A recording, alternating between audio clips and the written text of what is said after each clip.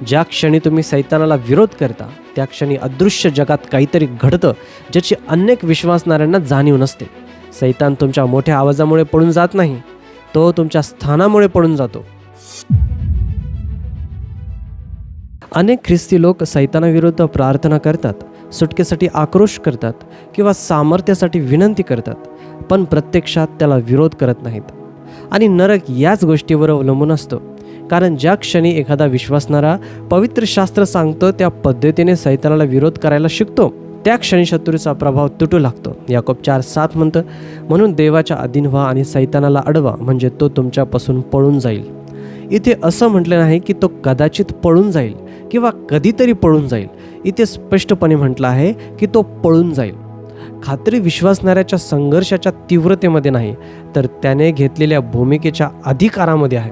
दुःखाची गोष्ट म्हणजे अनेक ख्रिस्ती लोकांना वाटतं की सैतानाला विरोध करणं म्हणजे अंधाराशी झगडणं, मोहांशी झगडणं, विचारांशी झगडणं किंवा परिस्थितींशी झगडणं. पण सैतानाला विरोध करणं म्हणजे भावनिक संघर्ष नाही, तो आत्मिक थकवा नाही, त्या आध्यात्मिक युद्धाच्या नावाखाली लपलेली भीती नाही.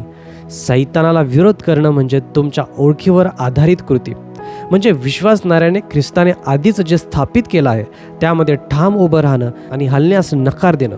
आणि शत्रूची आशा असते की तुम्हाला हे कधीच समजू नये, कारण एकदा का तुम्हाला हे समजलं तर पराभवाचं सततचं चक्र त्याची ताकद गमावून बसतं. ज्या क्षणी तुम्ही ख्रिस्तामध्ये तुमचं स्थान स्वीकारता त्या क्षणी सैतानाचं प्रभुत्व संपतं. हाच विरोधाचा गाभा आहे. विरोध म्हणजे धडपड नाही, विरोध म्हणजे योग्य स्थानावर उभं राहणं.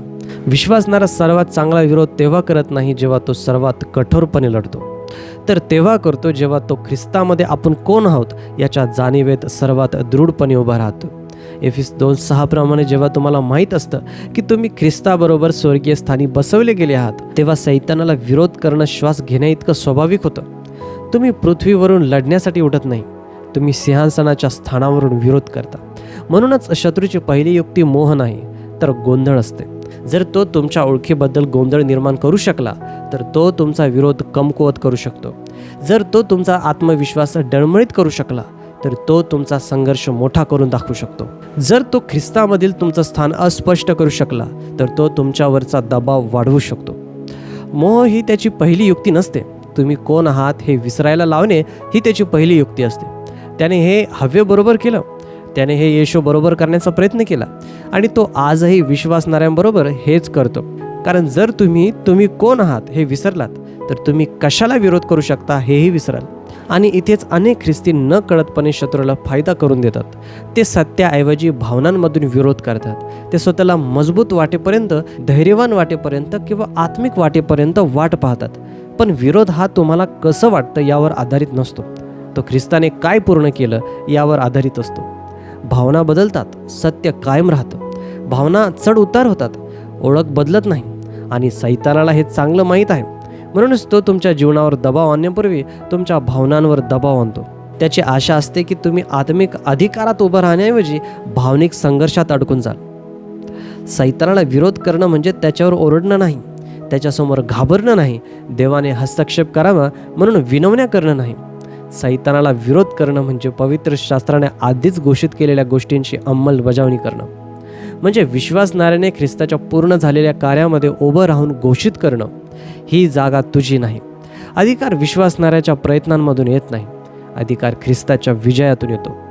कलोसे 2:15 म्हणतं, त्याने त्यावर सत्तांना व शक्तींना निशस्त्र केले व त्यांच्यावर जय मिळवून त्यांचे उघड प्रदर्शन केले. निशस्त्र म्हणजे त्यांचे शस्त्र काढून घेणं. सैतानाकडे कोणतंही कायदेशीर शस्त्र उरलेलं नाही, पण त्याची आशा असते की तुम्हाला हे सत्य कधीच समजू नये. म्हणूनच शत्रू सूचनांच्या, शंकांच्या आणि खोट्या विचारांच्या माध्यमातून काम करतो. तो जबरदस्ती करू शकत नाही, तो फक्त प्रभाव टाकू शकतो. तो आज्ञा देऊ शकत नाही, तो फक्त हळू आवाजात बोलू शकतो. तो नियंत्रण करू शकत नाही, तो फक्त प्रस्ताव ठेवू शकतो. शत्रूचा प्रत्येक हल्ला तुमची सहमती, तुमची भीती किंवा तुमचं लक्ष मागतो. त्याला सामर्थ्याची गरज नसते, त्याला परवानगीची गरज असते. म्हणूनच त्याला विरोध करणं इतकं प्रभावी ठरतं. विरोध प्रवेश नाकारतो, विरोध चुकीची सहमती तोडतो, विरोध त्याच्या सामर्थ्याचा भ्रम उघडा पाडतो. पण इथे एक अधिक खोल सत्य आहे जे बहुतेक ख्रिस्ती लोकांना कधीच समजत नाही. याकोब 4:7 पहिल्या भागाशिवाय सैतानाला विरोध करणं अशक्य आहे. म्हणून देवाच्या अधीन व्हा अधीनता म्हणजे कमकुवतपणा नाही, अधीनता म्हणजे आत्मिक जुळवणी. अधीनता तुमच्या विरोधाला भीतीमध्ये नव्हे तर ओळखीमध्ये स्थिर करते. अधीनता म्हणजे विश्वासणाऱ्याने असं म्हणणं, मी माझ्या भावनांपेक्षा देवाचं सत्य निवडतो, माझ्या विचारांपेक्षा देवाचं वचन निवडतो, माझ्या भावनांपेक्षा देवाचा अधिकार निवडतो. जो विश्वासणारा देवाच्या अधीन होतो तो अढळ बनतो, कारण अधीनता हृदयाला थेट पवित्र आत्म्याच्या मार्गदर्शनाखाली आणते. अधीनता म्हणजे देवाने तुमच्यावर जबरदस्ती करणं नाही, अधीनता म्हणजे तुम्ही स्वतःला देवाकडे समर्पित करणं.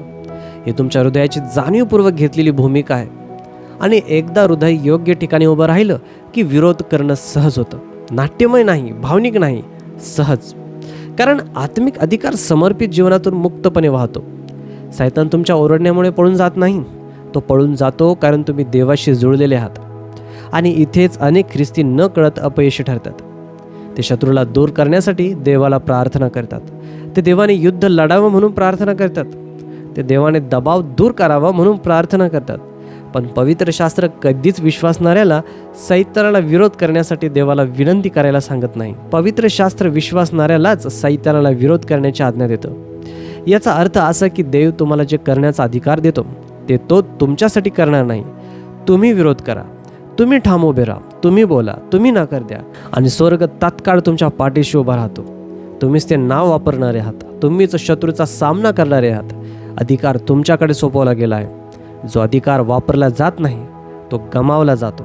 जो अधिकार दुर्लक्षित केला जातो तो शरण दिला जातो.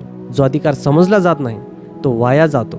सैतानाला देव त्याचा विरोध करतो याची भीती वाटत नाही, त्याला भीती वाटते की तुम्ही त्याचा विरोध कराल. कारण तुमचा विरोध हे सिद्ध करतो की तुम्हाला ख्रिस्ताशी असलेल्या तुमच्या एकतेची जाणीव आहे. म्हणूनच शत्रू विश्वासणाऱ्याच्या जिभेला लक्ष्य करतो. नीतिसूत्रे 18:21 सांगते, जीवन किंवा मरण हे जिभेच्या अधिकारात आहेत. विरोध ही बोलून केली जाणारी कृती आहे. तुम्ही सैतानाचा शांत राहून विरोध करू शकत नाही. केवळ विचारांद्वारे तुम्ही त्याचा विरोध करू शकत नाही. येशूने अरण्यात परीक्षकाचा शब्दाने विरोध केला. त्याने म्हटलं, असं लिहिलं आहे, आणि शत्रू मागे हटला. विरोध बोलून केला जातो, कारण अधिकार ही बोलून व्यक्त केला जातो. दबावाखालील शांतता म्हणजे सहमती, दबावाखाली बोललेला आवाज म्हणजे विरोध. पण शत्रूकडे दुसरी एक युक्ती आहे आणि ती अधिक सूक्ष्म आहे, विचलित करणं. जर तो तुम्हाला बोलण्यापासून थांबू शकला नाही तर तो तुम्हाला चुकीच्या गोष्टी बोलायला लावण्याचा प्रयत्न करेल. तो इच्छितो की तुम्ही अशक्तपणाची कबुली द्यावी, भीतीची कबुली द्यावी, गोंधळाची कबुली द्यावी, पराभवाची कबुली द्यावी. कारण प्रत्येक कबुली वातावरण घडवते, प्रत्येक कबुली आत्मिक दारं उघडते किंवा बंद करते, प्रत्येक कबुली विरोधाला बळकट करते किंवा दडपशाहीला बळकट करते. सैतान तुमचा अधिकार तुमच्या विरुद्ध वापरू शकत नाही. तो फक्त तुम्हाला तुमचीच जीभ स्वतः विरुद्ध वापरायला प्रवृत्त करू शकतो. म्हणूनच सैतानाला विरोध करणं ही पहिली पायरी नाही, ती दुसरी पायरी आहे. समर्पण तुमच्या हृदयाला योग्य ठिकाणी आणतं. कबुली तुमची भूमिका बळकट करते, ओळख तुमच्या अधिकाराला सामर्थ्य देते, आणि मग अंधाराच्या कोणत्याही दबावाला विरोध करणं ही स्वाभाविक प्रतिक्रिया बनते.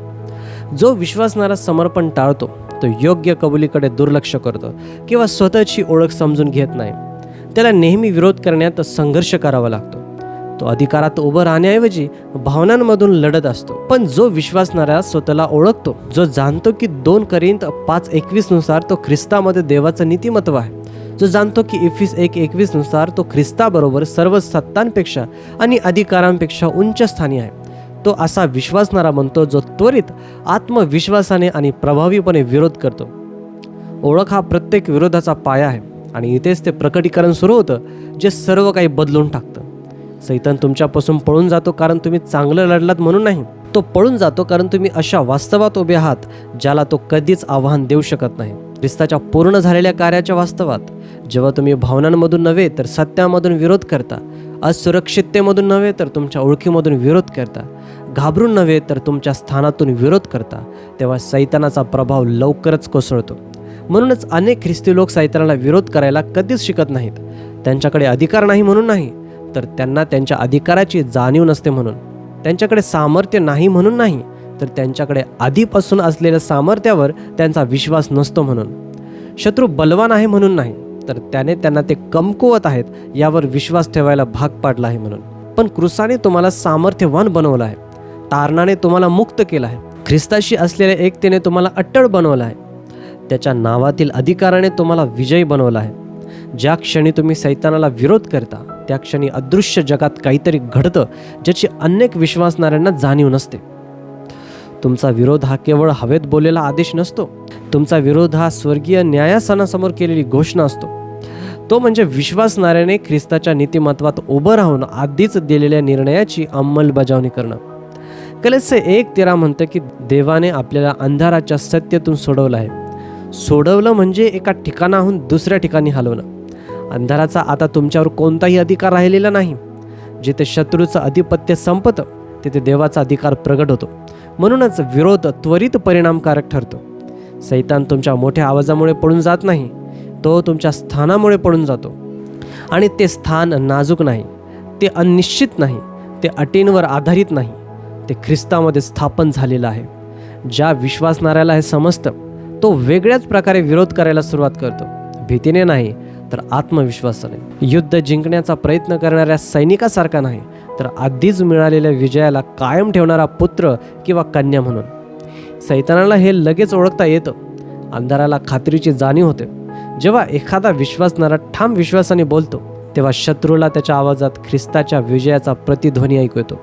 म्हणूनच येशूने अरण्यात केवळ पवित्र शास्त्राचा उल्लेख केला नाही, त्याने त्याच्या ओळखीमधून पवित्र शास्त्र बोललं. त्याने पुत्रत्वाच्या स्थानातून विरोध केला, त्याने खऱ्या एकतेतून विरोध केला, त्याने अधिकारातून विरोध केला. आणि प्रत्येक वेळी जेव्हा तो म्हणाला असं लिहिलं आहे तेव्हा दैवी खात्रीच्या वजनाखाली शत्रू मागे हटला. विरोध केवळ शब्दांमुळे सामर्थ्यशाली नसतो. विरोध सामर्थ्यशाली असतो कारण त्या शब्दांमागे योग्य भूमिका आणि खात्री असते. आणि इथे ते सत्य आहे जे अनेक विश्वासणाऱ्यांचा गोंधळ दूर करू लागतं.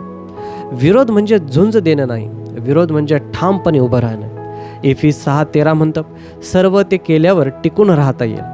टिकून राहणं म्हणजे निष्क्रियता नाही, टिकून राहणं म्हणजे शांततेत व्यक्त झालेला अधिकार.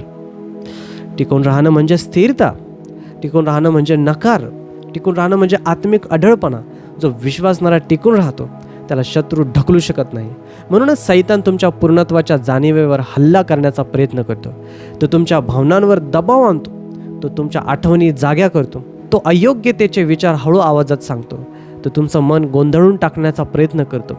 या गोष्टी स्वतःमध्ये महत्त्वाच्या आहेत म्हणून नाही, तर त्या तुमच्या भूमिका कमजोर करतात म्हणून. जिथे विश्वासणाऱ्याची भूमिका अस्थिर असते तिथेच सैतानाला प्रभाव टाकता येतो. अनेक ख्रिस्ती लोक पराभवाच्या चक्रात अडकतात कारण ते भावनांमधून विरोध करतात. एक दिवस त्यांना स्वतःला मजबूत वाटतं तर दुसऱ्या दिवशी ते निराश होतात. एका क्षणी ते धैर्याने बोलतात पण नंतर स्वतःच्या शब्दांवर शंका घेतात. पण आत्मिक अधिकार भावनांबरोबर बदलत नाही, अधिकार एकतेतून वाहतो. जेव्हा तुम्हाला खरंच माहीत असतं की तुम्ही ख्रिस्तामध्ये आहात, जाणीवपूर्वक माहीत असतं, तेव्हा सैतान तुम्हाला हादरवू शकत नाही.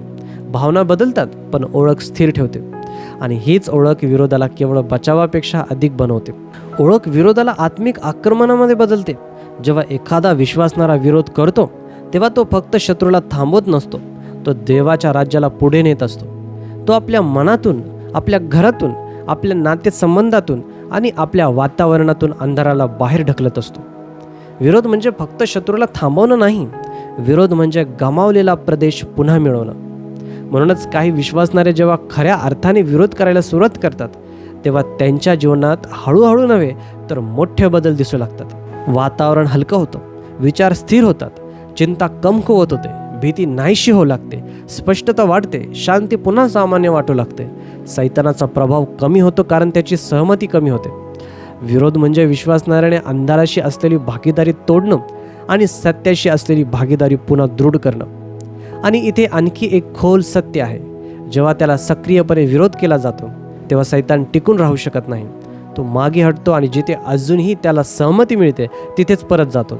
म्हणूनच जे विश्वासणारे सातत्याने विरोध करतात त्यांना त्यांच्या जीवनातील अनेक क्षेत्रांमध्ये पुनर्स्थापना दिसू लागते. जिथे त्याचं स्वागत केलं जात नाही तिथे शत्रू राहू शकत नाही. जिथे त्याच्यावर विश्वास ठेवला जात नाही तिथे तो कार्य करू शकत नाही. जिथे त्याला परवानगी दिली जात नाही तिथे तो दबाव आणू शकत नाही. याकोब 4:7 असं म्हणत नाही की अधूनमधून सैतानाला विरोध करा. ते असंही म्हणत नाही की भावनांमधून विरोध करा. ते फक्त आज्ञा देतं. म्हणून देवाच्या अधीन व्हा आणि सैतानाला अडवा, म्हणजे तो तुमच्यापासून पळून जाईल. पळून जाईल याचा अर्थ फक्त निघून जाईल असा नाही. याचा अर्थ घाईघाईने पळेल, तातडीने पळेल, भीतीने पळेल. जो विश्वासणारा विरोध कसा करायचा हे समजतो त्याच्यापासून सैतान निवांत चालत दूर जात नाही, तो पळून जातो. त्याला माहीत आहे की तो कोणावर विजय मिळू शकत नाही. त्याला ख्रिस्ताचा अधिकार ओळखता येतो. त्याला क्रूसावरील त्याचा पराभव आठवतो. आणि जेव्हा तुमच्या आवाजात त्या विजयाची जाणीव असते तेव्हा तो फक्त तुम्हालाच ऐकत नाही, तो तुमच्या पाठीशी उभ्या असलेल्या व्यक्तीचा आवाज ऐकतो. पण इथे एक दुःखद गोष्ट आहे. बहुतेक ख्रिस्ती लोक सैतानाला विरोध करायला शिकत नाहीत, कारण ते विरोध आणि वाट पाहणं यांची गल्लत करतात. ते म्हणतात, मी देवाने हा दबाव दूर करावा याची वाट पाहत आहे, किंवा मी देवाने ही लढाई संपवावी याची वाट पाहत आहे, किंवा मी देवाने शत्रूशी व्यवहार करावा याची वाट पाहत आहे. पण पवित्र शास्त्र कधीही विश्वासणाऱ्याला सैतानाचा विरोध करण्यासाठी देवाची वाट पाहायला सांगत नाही. पवित्र शास्त्र विश्वासणाऱ्यालाच सैतानाचा विरोध करण्याची आज्ञा देतं. जिथे देवाने तुम्हाला कृती करण्याची आज्ञा दिली आहे तिथे तो तुम्हाला वाट पाहायला सांगत नाही. वाट पाहणं अधिकाराची जागा घेऊ शकत नाही. वाट पाहणं आज्ञाधारकतेची जागा घेऊ शकत नाही. वाट पाहणं विरोधाची जागा घेऊ शकत नाही. जिथे विश्वासणारे विरोध करण्याऐवजी फक्त वाट पाहतात तिथे शत्रू वाढतो. ज्या लढाया अनेक महिने किंवा वर्षानुवर्ष संपायला हव्या होत्या त्या तो लांबवतो. ज्या हळू आवाजातील खोट्या गोष्टी लगेच थांबायला हव्या होत्या त्यांना तो मोठे करतो. ज्या दबावाचा एकाच घोषणेत अंत व्हायला हवा होता तो दबाव तो टिकवून ठेवतो. या गैरसमजामुळे असंख्य लोक बांधलेले राहिले आहेत. त्यांना वाटते ते धीर धरत आहेत, त्यांना वाटते ते समर्पित आहेत, त्यांना वाटते ते देवावर विश्वास ठेवत आहेत.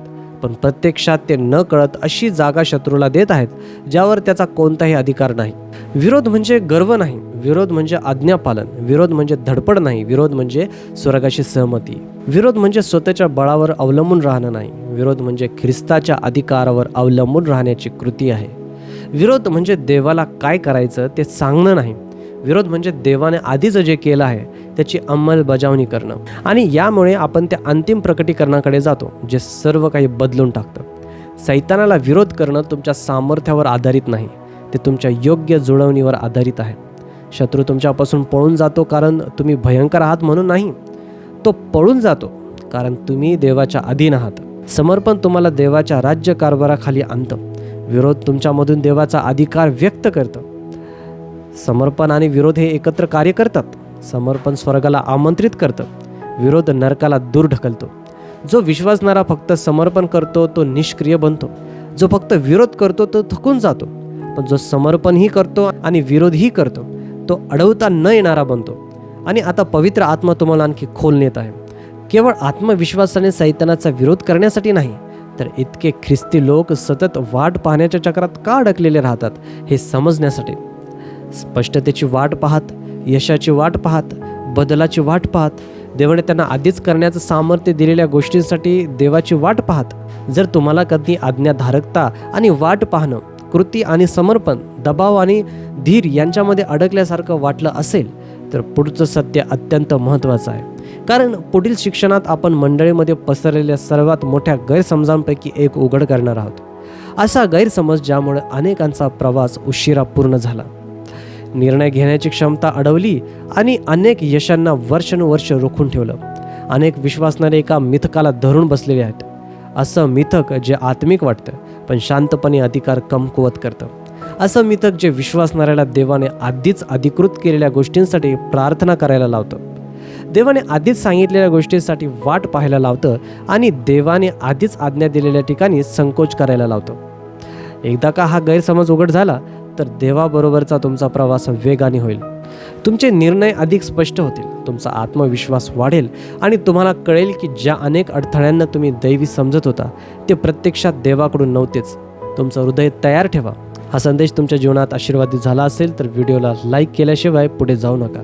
आणि या चॅनलवर नवीन असाल तर सबस्क्राईब केल्याशिवाय नवीन व्हिडिओज दिसणार नाहीत. म्हणून सबस्क्राईब देखील करा आणि कमेंटमध्ये सांगा यातून तुम्हाला काय शिकण्यास मिळाले.